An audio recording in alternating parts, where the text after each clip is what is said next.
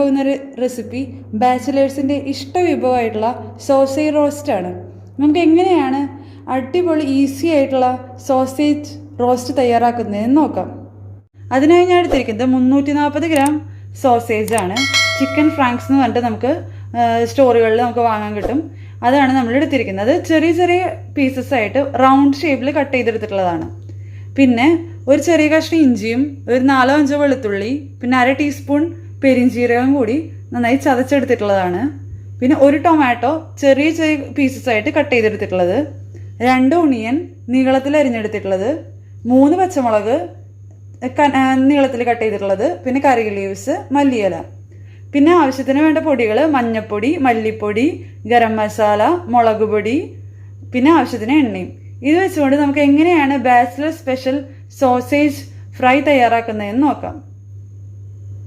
അതിനായിട്ട് ആദ്യം നമ്മളിന്ന് സോസേജ് മാരിനേറ്റ് ചെയ്ത് വെക്കണം. അതിനായിട്ട് നമുക്ക് ഇതിലേക്ക് 1/2 ടീസ്പൂൺ പെപ്പർ പൗഡർ, 1/2 ടീസ്പൂൺ മഞ്ഞൾപ്പൊടി, ഒരു 1/2 teaspoon Kashmiri powder, chilli powder, പിന്നെ ആവശ്യത്തിനുള്ള ഉപ്പ് സോസേജിലുണ്ടാവും. അപ്പോൾ നോക്കിയിട്ട് ചേർത്തിട്ട് നമുക്ക് നന്നായിട്ടൊന്ന് മാരിനേറ്റ് ചെയ്തെടുക്കാം. നമ്മളങ്ങനെ സോസേജ് നന്നായി പൊടികളൊക്കെ ചേർത്ത് മാരിനേറ്റ് ചെയ്ത് വെച്ചിട്ടുണ്ട്. നമുക്ക് എങ്ങനെയാണ് സോസേജ് മസാല തയ്യാറാക്കുന്നതെന്ന് നോക്കാം.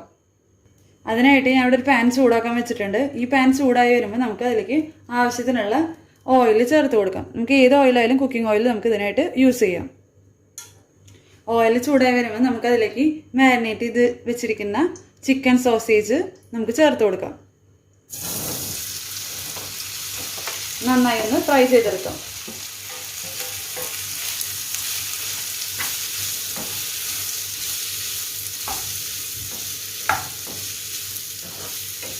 ഈ സോസേജ് ഫ്രൈ ചെയ്ത് കറിയിൽ ചേർക്കുമ്പോഴായിരിക്കും നല്ല ടേസ്റ്റ് ഉണ്ടായിരിക്കുക. ഡയറക്റ്റ് നമ്മൾ മസാലയിൽ ഇട്ടാൽ അത്ര ടേസ്റ്റ് ഉണ്ടായിരിക്കില്ല. അങ്ങനെ ഒന്ന് ഫ്രൈ ആവണം. നന്നായി ഒന്ന് ഫ്രൈ ആയിട്ട് വരട്ടെ. അതുവരെ നമുക്കൊന്ന് അടച്ചു വെച്ചിട്ട് വേവിക്കാം.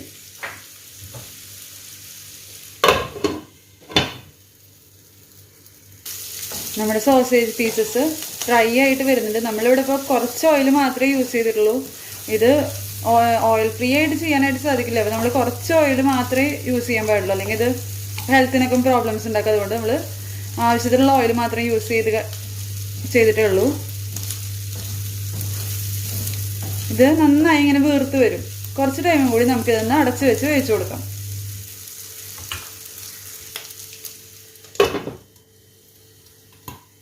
സോസേജ് നന്നായിട്ട് ഫ്രൈ ആയി വന്നിട്ടുണ്ട്. നമുക്കിതിനൊരു പ്ലേറ്റിലേക്ക് മാറ്റാം.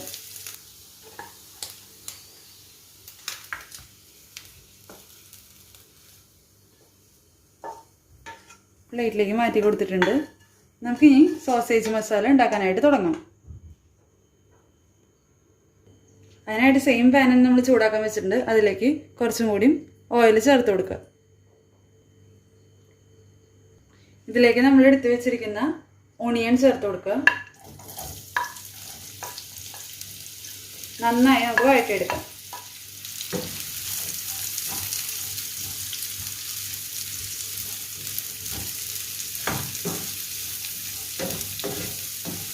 ട്രാൻസ്പെറൻ്റ് ആവുന്ന വരെ നമുക്ക് നന്നായി വഴറ്റിയെടുക്കാം.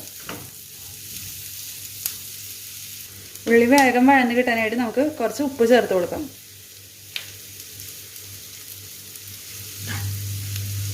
നന്നായി വഴറ്റിയെടുക്കാം.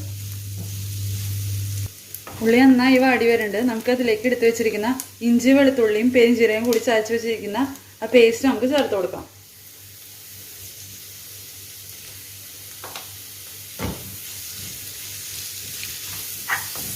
നന്നായി അതിൻ്റെ പച്ചമണം മാറുന്ന വരെ നമുക്ക് ഇളക്കി കൊടുക്കാം.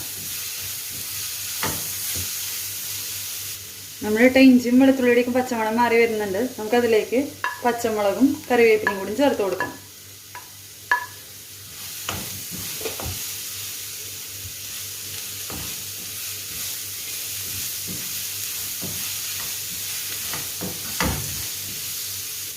ഉള്ളി നന്നായി വാടി വന്നിട്ടുണ്ട്. നമുക്കിനി ഇതിലേക്ക് തക്കാളി ചേർത്ത് കൊടുക്കാം. എടുത്ത് വെച്ചിരിക്കുന്ന ഒരു തക്കാളി ചെറിയ പീസസ് ആയിട്ട് കട്ട് ചെയ്തിട്ടുള്ളതാണ്.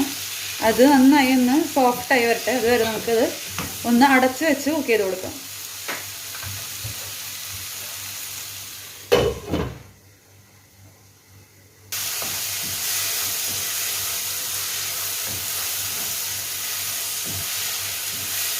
തക്കാളി സോഫ്റ്റായി വരുന്നുണ്ട്. ഒന്നും കൂടി ഒന്ന് സോഫ്റ്റായി വരട്ടെ. എന്നിട്ട് നമുക്കത് പൊടികൾ ചേർത്ത് കൊടുക്കാം. തക്കാളി നന്നായി സോഫ്റ്റായി വന്നിട്ടുണ്ട്. ഇനി നമുക്ക് തീ ലോ ഫ്ലെയിമിൽ വെച്ചിട്ട് നമുക്ക് ഇതിലേക്ക് പൊടികൾ ചേർത്ത് കൊടുക്കാം. 1 ടീസ്പൂൺ മല്ലിപ്പൊടി, 1/4 ടീസ്പൂൺ മഞ്ഞൾപ്പൊടി,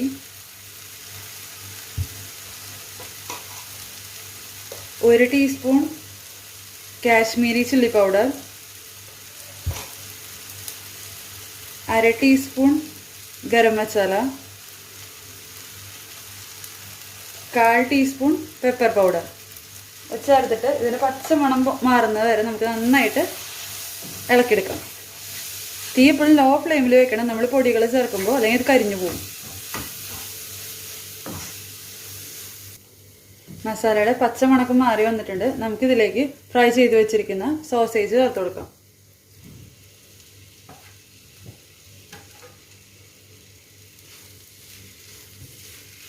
നന്നായി മിക്സ് ചെയ്ത് കൊടുക്കുക. സോസേജിലേക്ക് മുഴുവൻ മസാല മുഴുവൻ പിടിക്കണം.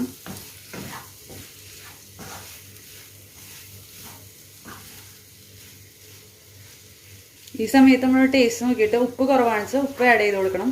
എൻ്റെ കയ്യിൽ ഇപ്പോൾ കുറച്ച് ഉപ്പ് കുറവാണ്, നമുക്ക് കുറച്ച് ഉപ്പ് ആഡ് ചെയ്ത് കൊടുക്കാം. ഉപ്പ് ഒരിക്കലും കൂടരുത്, സോസേജിലൊക്കെ ഉപ്പുള്ളതാണ്, നോക്കിയിട്ട് ഉപ്പിടണം. നന്നായി ഒന്ന് മിക്സ് ചെയ്തെടുക്കാം. ഈ സോസേജ് ഈ മസാലയിൽ കിടന്നിട്ടൊന്ന് ഫ്രൈ ആയി വരട്ടെ. ഈ ചാനൽ നിങ്ങൾ ആദ്യമായിട്ട് കാണുന്നെങ്കിൽ അത് സബ്സ്ക്രൈബ് ചെയ്യാൻ മറക്കരുത്. നിങ്ങൾ കാണുന്ന വീഡിയോസ് ഇഷ്ടമാണെന്നുണ്ടെങ്കിൽ തീർച്ചയായിട്ടും നിങ്ങൾ ലൈക്ക് ചെയ്യണം, വാല്യുബിൾ കമൻറ്റ്സ് എഴുതണം. എന്നാൽ മാത്രമേ നമുക്ക് ഈ ചാനൽ മുമ്പോട്ട് കൊണ്ടുപോകാനായിട്ട് സാധിക്കുള്ളൂ. അപ്പോൾ നിങ്ങളുടെ സപ്പോർട്ടാണ് ഞങ്ങൾക്ക് വേണ്ടത്.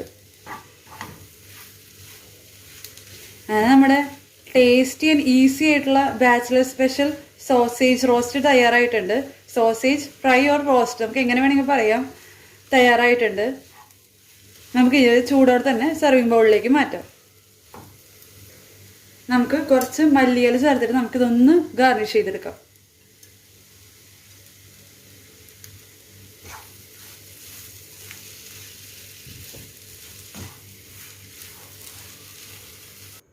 അങ്ങനെ ബാച്ചിലേഴ്സിൻ്റെ സ്വന്തം റെസിപ്പി ആയിട്ടുള്ള സോസേജ് റോസ്റ്റോട് തയ്യാറായിട്ടുണ്ട്. ഇത് നമുക്ക് ചപ്പാത്തിയുടെ കൂടെയോ അല്ലെങ്കിൽ കുബൂസിൻ്റെ കൂടെയോ ചോറിൻ്റെ കൂടെയോ നല്ലൊരു കോമ്പിനേഷൻ ആയിരിക്കും. അപ്പോൾ എല്ലാവരും ഈ റെസിപ്പി ട്രൈ ചെയ്ത് നോക്കണം, ഫീഡ്ബാക്ക്സ് അറിയിക്കണം. ഇനിയിപ്പോൾ നല്ലൊരു റെസിപ്പി ആയിട്ട് അടുത്ത എപ്പിസോഡിൽ വരാം. Thank you for watching.